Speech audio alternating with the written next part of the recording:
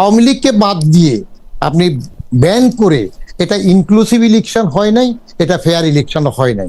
তারেক রহমানের উচিত হবে যে আওয়ামী লীগকে কিভাবে, আওয়ামী লীগের উপর থেকে যে নিষেধাজ্ঞা, যে তার কার্যক্রম পরিচালনার উপর যে নিষেধাজ্ঞা, সেটা কিভাবে আস্তে আস্তে তুলে নেওয়া যায়। কারণ আওয়ামী লীগ রাজনীতিতে না ফিরলে কিন্তু একটা রাজনীতির একটা আশঙ্কা থেকে যাবে যে এই রাজনীতি এখন যতটা স্টেবল এবং স্থিতিশীল এবং শান্তিপূর্ণ মনে হচ্ছে, ভবিষ্যতে সেটা থাকবে না। কাজেই আওয়ামী লীগকে প্রকাশ্যে রাজনীতি করতে দেওয়া বেটার রাদার দেন আওয়ামী লীগকে আন্ডারগ্রাউন্ডে পাঠিয়ে দেওয়া। কিন্তু সাবির ভাই, এইটা দিয়ে আবার সবাই একটা প্রশ্ন তুলে, তাহলে কি আওয়ামী লীগের কোনো শাস্তি হইতে হবে না? আওয়ামী লীগ কোনো শাস্তি পাবে না? আওয়ামী লীগের ওই নেতারা ওই যেগুলি করছে সেগুলির কোনো শাস্তি? যেসব নেতাদের বিরুদ্ধে অভিযোগ আছে সেই বিচার তো কেউ থামাচ্ছে না, সেই বিচার তো হতেই পারে। সমস্যা হয়ে গেছে যে অনেক অনেক শত শত মামলা হয়েছে যেগুলোর কোনো ভিত্তি নাই। আপনি দেখেন শিরিন শারমিন চৌধুরীর বিরুদ্ধে 7টা মামলা, তার মধ্যে 3টার ফাইনাল রিপোর্ট অলরেডি হয়ে গেছে। তার মানে কোনো প্রমাণ নেই এসব অভিযোগের।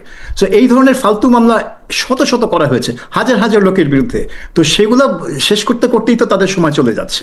শেখ হাসিনা ষড়যন্ত্র করে ডিপ স্টেটের ষড়যন্ত্রে বা পরিকল্পনায় তারা ক্ষমতা আসে নাই। তিনি ছিলেন রাজনৈতিক নেতা এবং তাকে কিন্তু পেছন থেকে কেউ চালাচ্ছিলেন, সে নিজেই তার মানুষ ছিলেন। এই প্রেক্ষিতে আমার কাছে মনে হলো জনাব বদিউর রহমান, আপনি কি এক লাইন বলতে চান কি, যে আপনিও কি মনে করেন যে তারা আওয়ামী লীগের? আমি সবসময় বলে আসতেছি, কোন রাজনৈতিক দল নিষিদ্ধ করে দেশ সুন্দরভাবে আগাইতে পারে না। অনেকেই বলে থাকেন যে তারেক রহমান আসলে আসার আগে থেকে ডিপ স্টেট তার খেলা শুরু করেছে, সেই ডিপ স্টেটই তারেক রহমানকে ক্ষমতায় আনছে, এখনো তারেক রহমানকে ডিপ স্টেটই পরিচালিত করছে। এইটার পক্ষে বিপক্ষে বা এই বক্তব্যটা নিয়ে আপনার মন্তব্য একটু শুনতে চাই। ডিপ স্টেট বা অন্য কোনো শক্তি যে নির্বাচন ইঞ্জিনিয়ারিং করে তাকে ক্ষমতায় বসিয়েছে। তারেক রহমান ক্ষমতায় এসেছেন একটা নির্বাচনের মাধ্যমে, যদিও নির্বাচনটা আমার দৃষ্টিতে বেশ ফ্লড ছিল, বিকজ এখানে একটা বড় দলকে অংশগ্রহণ করতে দেওয়া হয়নি, নির্বাহী আদেশ দিয়ে বাইরে রাখা হয়েছে, এবং ওই দলের কিছু মিত্র দলও এই নির্বাচনে অংশগ্রহণ করতে পারেনি। ফলে একটা বড় অংশ নির্বাচনে ছিল না। কিন্তু যদিও বাংলাদেশে ডিপ স্টেট বলে কিছু আছে কিনা আমার মনে হয় আছে, কিন্তু ওই ডিপ স্টেট আমার মনে হয় না যখন একটা আইনসম্মত বা সাংবিধানিক সরকার ক্ষমতা থাকে তখন তারা সক্রিয় থাকে। তারা সক্রিয় হয় যখন একটা ভ্যাকুয়াম তৈরি হয়, যেমন অগাস্টের 5 তারিখে একটা ভ্যাকুয়াম তৈরি হয়েছিল। তখন দেশটাকে কে পরিচালনা করলো? এটা তো ছাত্ররা করেনি বা কোনো বিপ্লবী সরকার করেনি, এটা সেনাবাহিনী করেছে।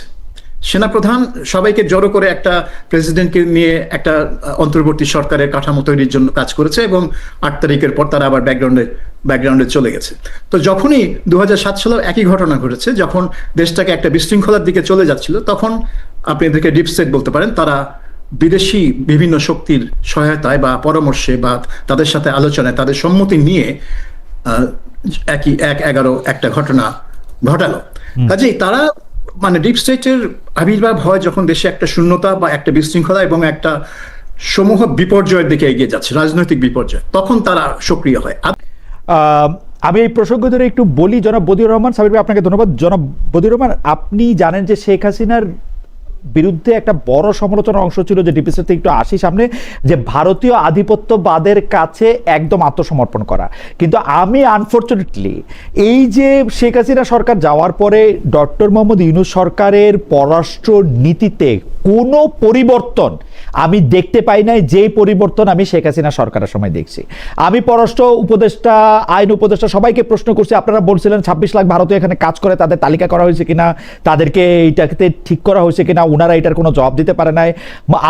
তারা সবচেয়ে বেশিবার যেটা বলছি, আদানির থেকে যে বিদ্যুৎ কেনা হয়েছে, সেই বিদ্যুৎ কেনার ক্ষেত্রে আপনারা এটা চুক্তিটা বন্ধ করবেন কিনা, সেই চুক্তি তো বন্ধ করে নাই, সবার আগে এই টাকাটা দিছে।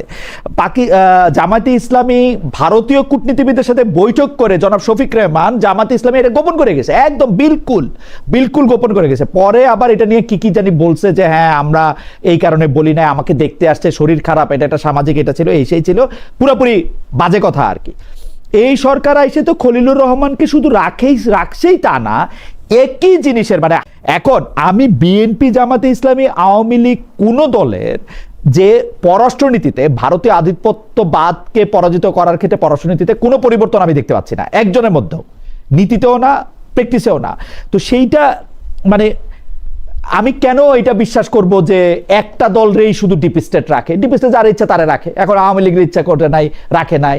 এখন বিএনপির ইচ্ছা করে রাখছে, 2 দিন পরে জামাত ইচ্ছা করলে রাখবে। ব্যাপারটা কি এরকমই নাকি? আপনার এর মধ্যে তো কিছুটা সত্যতা আছে। আপনি খেয়াল করেন 25শে ডিসেম্বর তারেক রহমান সাহেব যখন দেশে আসলেন, সে সময় তার যে রিসিপশন হলো, এয়ারপোর্ট থেকে 60 ফিট পর্যন্ত নেয়ার জন্য যেভাবে শত শত আর্মির করনিং দিয়ে ওনাকে আনা হইল, এটা একটা বিরাট পয়েন্ট। তাহলে তখনই একটা শো হয়ে দেখা যাচ্ছে যে তাকে অঘোষিত প্রধানমন্ত্রী হিসাবে অনেকটা মেনে নেওয়া হয়েছে। না হইলে আমি তখন এক টিভিতে বলছিলাম, এখন আমাদের এইগুলোর জন্য আবার সরকারের পছন্দ না হলে তো নির্যাতন করে, যে হুইজ হি, একটা দলীয় প্রধান আসতেছে, তার নিরাপত্তার জন্য 8-10টা মিলিটারি জিপ কনভয় কর্ডনিং দিয়ে নিয়ে আসলেই তো হবে, কিন্তু এইভাবে রশি ধরে ঘেরাও দিয়ে তাকে নিয়ে আসা হতেছে। তাহলে কারণটা কি এরকম হয় যে তেজগাঁও এয়ারপোর্ট থেকে 10ই জানুয়ারি 1972 বঙ্গবন্ধু সরোয়ার্দী উদ্যানে আসতে 2.5 ঘন্টা লেগেছে। এখন তারেক রহমানের এয়ারপোর্ট থেকে 60 ফিটে আসতে অন্তত 3 ঘন্টা না লাগলে বড় নেতা হয় না। নাম্বার 1, এটা ওইভাবে প্রথমে একটা চাল কাজ হয়েছে। 2 নম্বর দেখেন, লন্ডনে যখন বৈঠক হইল, এই খলিলের পররাষ্ট্র উপদেষ্টা ছিল, খলিলের পদত্যাগ নিয়ে বিএনপি দাবি করেছে না? কিন্তু এই খলিলকে দিয়েই লন্ডনে তারেক রহমান সাহেবকে রিসিভ করাইয়া তাকে কায়দা করে তারা নিজেদের মতো করে নিলেন, এবং তারেক রহমান সাহেবের হাতে ইউনূস সাহেব খলিলের মাধ্যমে একটা ললিপপ ধরাই দিলেন যে ঠিক আছে, আপনি যে টাইমে বলতেছেন নির্বাচন সেভাবে হবে। তাহলে সেখানেও একটা অ্যারেঞ্জমেন্ট হয়ে গেছে।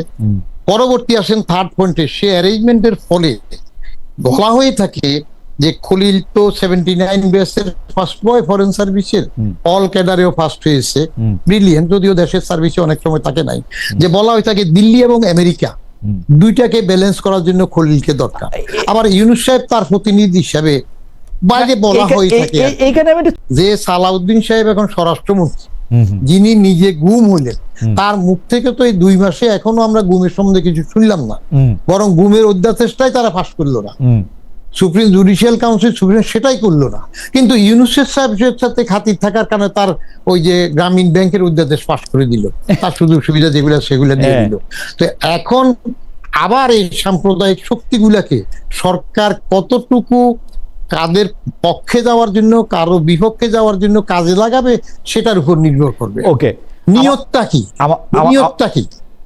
আমার মনে নিয়তের ব্যাপারটা বলে এটা খুব সুন্দর। আমি জনাব সাবির মুস্তাফার কাছেও শুনতে চাইবো যে মব বা যেটি আইন নিজের হাতে তুলে নেওয়া, আমরা ডক্টর মোহাম্মদ ইউনূসের সরকারের সময় এটার অনেক বারবারন্ত দেখছি।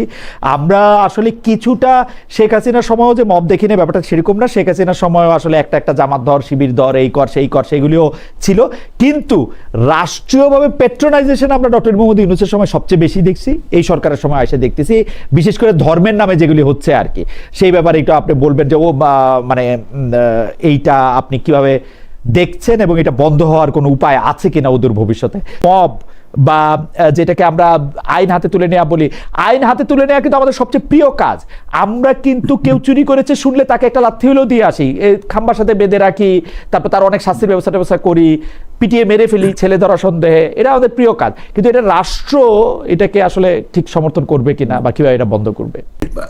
অন্তর্বর্তী সরকার সেটা হয় প্রকাশ্যে সমর্থন দিত বা না, নীরব থেকে একটা নীরব সমর্থন, মানে কন্ডন করতো।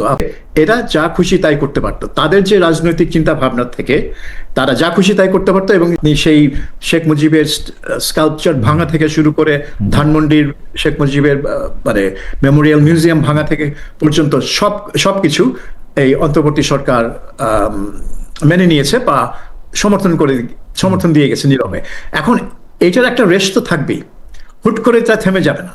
যদিও সালাউদ্দিন সাহেব ক্ষমতা নেওয়ার আগেই বা ক্ষমতা নেওয়ার পরেই বলেছিলেন যে মব কালচার সহ্য করা হবে না, মব ভায়োলেন্স কঠোর হস্তে দমন করা হবে, কিন্তু দেশ এখন বসে আছে তার এই যে কথার সাথে তার অ্যাকশনটা দেখার জন্য। এখন কুষ্টিয়ার যে পীর শামীমকে হত্যা করা হলো নৃশংসভাবে, সেটা একটা মব ভায়োলেন্স, এটা নিয়ে কোনো সন্দেহ নেই। এখন এই মব ভায়োলেন্সের বিরুদ্ধে তিনি কি পদক্ষেপ নিচ্ছেন? আমরা যেটা পত্রপত্রিকায় দেখলাম যে 200 জন অজ্ঞাতনামা লোকের বিরুদ্ধে মামলা করা হয়েছে, 4 জনের নাম দেওয়া হয়েছে। যেখানে শত শত লোক হামলা করেছে, সেখানে 200 জন অজ্ঞাত আর 4 জন নাম নেওয়া। অর্থাৎ আপনি এখন যারা এটার মূল পরিচালনায় ছিল তাদেরকে কিন্তু আপনি আড়াল করে দিতে পারেন, কারণ ওই 200টার মধ্যে আপনি যাকে ইচ্ছা তাকে ঢুকাতে পারেন। কাজে অলরেডি কিন্তু একটা সন্দেহ চলে আসছে জনমনে যে যেহেতু এটা ধর্মীয় একটা গোষ্ঠীর কাজ, সেহেতু এই বিএনপি সরকার এখানে হস্তক্ষেপ করতে রাজি হবে না। কারণ এই গত 2 বছর এই ধর্মীয় উগ্রপন্থীগুলো এক ধরনের শক্তি অর্জন করেছে। তারা এখন মেইন স্ট্রিমে, তারা এখন মূল রাজপথে আছে, তারা আর ওই অলিতে গলিতে নেই। কাজেই বিএনপি সরকারকে কিন্তু অনেক বেগ পেতে হবে এই প্রবণতাটাকে আটকাতে। এখন এইটা যদি তারা আটকাতে না পারে, শুরু থেকে যদি দমন না করতে পারে, তাহলে এটা আবার ইউনূস সরকারের আমলের মতো এটা স্প্রেড করতে থাকে। এবং এই যে প্রথম আলো এবং ডেইলি স্টার পুড়িয়ে দেওয়া হলো শেষমেশ ডিসেম্বরে গিয়ে, প্রথমে ওটা ভাঙার চেষ্টা করা হয়েছিল, পারেনি, ডিসেম্বরে গিয়ে পুড়িয়ে দেওয়া হলো, এবং আর্মি পুলিশ সবাই তাকিয়ে তাকিয়ে দেখলো। তার মানেটা কি? তাদের এতই বলিয়ান হয়েছে তাদের শক্তি, তাদের মানসিক সাইকোলজিক্যাল স্ট্রেংথ, তারা মনে করলে সেটা তারা করতে পারে এবং তাদেরকে কেউ কিছু করবে না। এন্ড দে ওয়ার রাইট, কেউ কিছু করেনি আজ পর্যন্ত। এটা নিয়ে তার কোনো বিচার কিছু হয়নি। এবং সো এটা যতদিন চলতে থাকবে এই গোষ্ঠীগুলো ততই বলিয়ান হবে এবং আবার তারা সেই ধরনের কাজ করা শুরু করবে। কাজে এটা বিএনপি সরকারের জন্য একটা বড় চ্যালেঞ্জ। সালাউদ্দিন সাহেব সেটা খুব ভালো করেই জানেন, সেই জন্যই তিনি প্রথমেই বলেছিলেন যে এই মব কালচারটাকে তিনি মব ভায়োলেন্সটাকে তিনি দমন করবেন, কিন্তু এখন অ্যাকশন দেখতে হবে। তার কথা শুনলাম, সুন্দর কথা, ভালো কথা, এখন অ্যাকশনটা কি হবে সেটাই দেখতে হবে। জনাব বদিউর রহমানের কাছে আসছি। যে জনাব বদিউর রহমান, আমি 2টা জায়গায়, এটা শেষ প্রসঙ্গ, আপনি শুরু করলে আমি সাবির ভাইয়ের কাছ থেকে একটু মতামত নিই। এখন 2টা বড় করণীয় সরকারের কাছে আছে যে 2টা এখনই করতে হবে। একটা হচ্ছে স্বাস্থ্যক্ষেত্রে সংক্রামক রোগ, বিশেষ করে হাম, এইটা যে জায়গায় গেছে এবং যেভাবে শিশু মৃত্যুর ঘটনা ঘটতেছে, এইটাকে আসলে সরকার আগের সরকারের দোষ না দিয়া কিভাবে এটা মোকাবেলা করবে, প্ল্যানটা কি এবং পারতেছে কিনা, আপনি একটা রিপোর্ট কার্ডের মতো করে যদি একটু ছোট করে দেন 1-2 মিনিটে।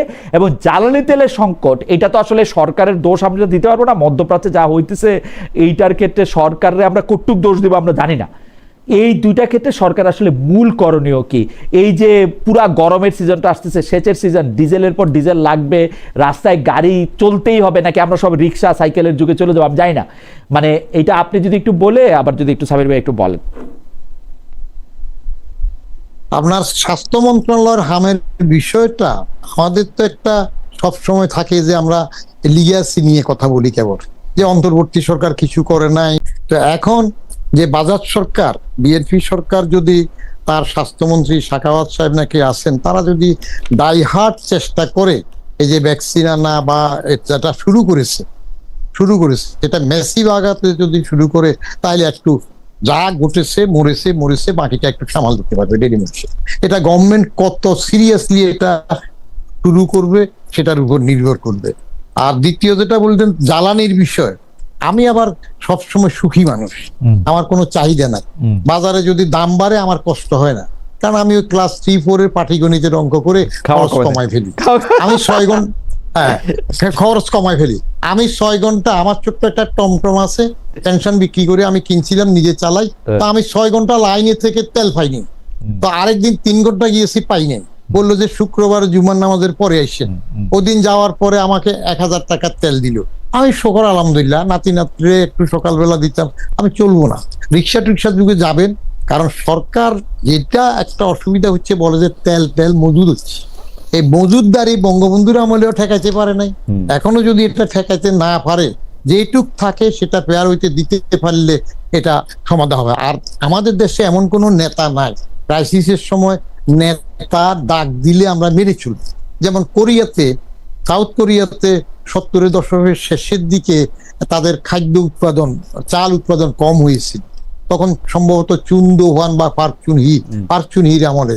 তো জাস্ট রেডিও টেলিভিশনে একটা বক্তৃতা দিল যে আমরা চাল আমদানি করতে চাই না, কোরিয়ানরা এখন এক বেলা ভাত খাবে, বিদেশি জন্য প্রযোজ্য নয়। আমি তাজ্জব হয়ে গেলাম। পরে টিভিতে গিয়ে শুনলাম তারা খায় নাই, বলে যে আমাদের নেতা বলেছে। আমাদের এখানে সেরকম একটু ডাক দিলে শুনবে, এটা আমাদের চরিত্রের মধ্যেও নাই, শোনা উচিত। সবাই সংযমী হইলে, চুরিটা বন্ধ করলে, তাহলে তেলের এত অসুবিধা হওয়ার কথা না, কম চলবে।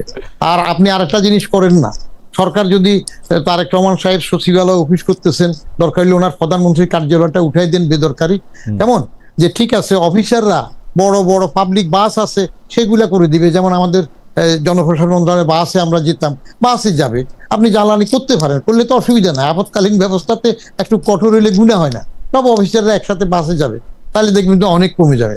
ওই ওগায়রা চিন্তা করে স্কুল 2 দিন অফলাইন হবে, 2 দিন অনলাইন হবে, অফিস এভাবে করে, এইগুলো দিয়ে যার পক্ষে কাজ হবে না।